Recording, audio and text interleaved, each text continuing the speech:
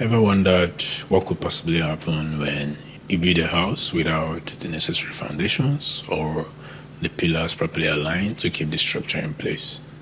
Yeah, your guess is as good as mine. It's a total disaster waiting to happen.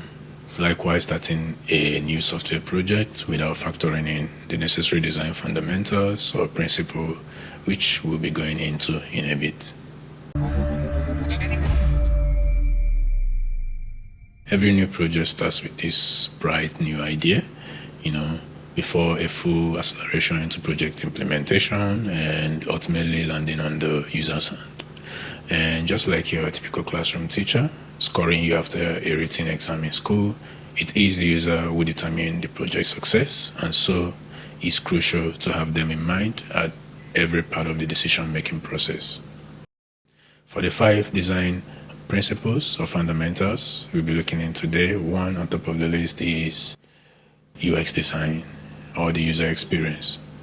UX anchors the after test that comes after leaving a website. It tends to trickle down to the accessibility of that website, building an all-inclusive platform, ensuring that people with disability are not left behind, applying proper HTML semantics, the correct area roles, to make sure anyone and everyone that comes to the site gets the same value without losing any important detail. And this is especially important with countries making it compulsory now and also involving regulatory bodies. Second in the list is the UI design, which is the user interface. This generally borders around visual appeal and usability too. It actually involves applying visual principles like spacing, the right color, the right text hierarchies, placing H1 at the right point over H2, and graph tags. Then we also have responsive or adaptive designs, ensuring that the project is adaptable across devices like mobile, tablet, or PCs without losing any context. The third on the list is performance and scalability.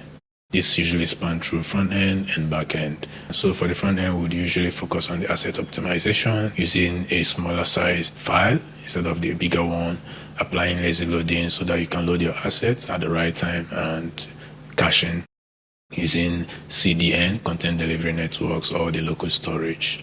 Now, for the backend, we have specialized caching systems like redis that helps us cache data in the backend.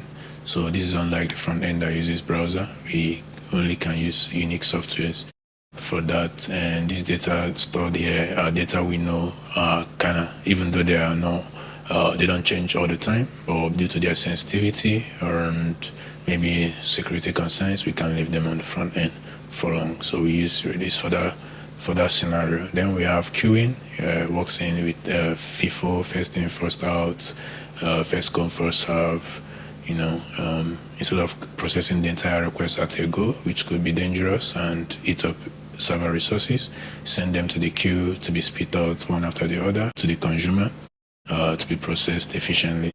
Apart from the optimization part, we have scaling considerations like use of modular code to ensure easy maintenance of the code base. For this, we consider MVC code structuring, right?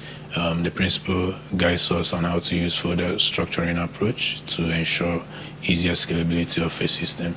Then we have microservices, small independent helpers that support sharing workloads. For instance, machine A handles all the requests entering the backend's machine, and machine B takes care of the business layer request that demands DB querying, and C handles everything about queues, D, caching, etc.